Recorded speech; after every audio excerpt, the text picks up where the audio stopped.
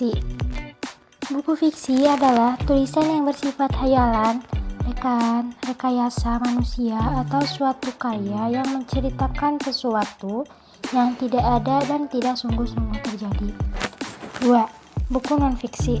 Buku non-fiksi adalah tulisan yang bersifat sebenarnya, fakta dan dapat dipertanggungjawabkan kebenarannya atau tulisan berdasarkan kajian tertentu. Informasi buku fiksi dibagi menjadi 4. 1. Berupa cerita, dongeng, dan lain-lain yang sifatnya imajinatif. 2. Tidak membutuhkan pengalaman dalam pembuatnya. 3. Ide ceritanya hanya hayalan. 4. Bahasa yang digunakan biasanya bahasa kiasa atau konotatif. Contoh buku fiksi: buku cerita anak, dongeng, novel, cerpen, tabel, dan juga komik. Informasi buku non-fiksi dibagi menjadi 4.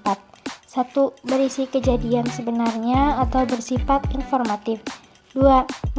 Memerlukan pengamatan dan data. 3. Menggunakan kata bahasa denotatif atau sebenarnya. 4. Memerlukan fakta-fakta yang dapat dipertanggungjawabkan.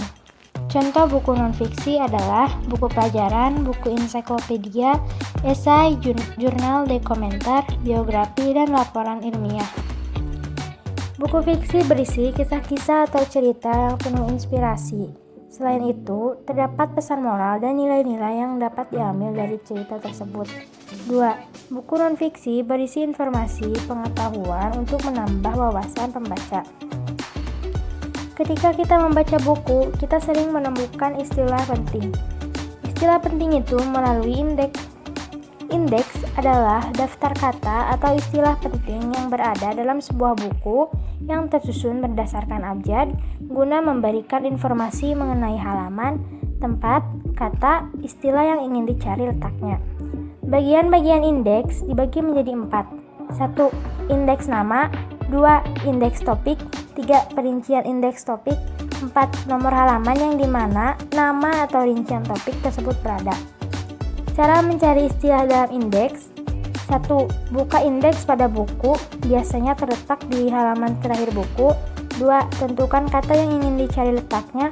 3. Buka halaman sesuai dengan nomor halaman pada bagian indeks.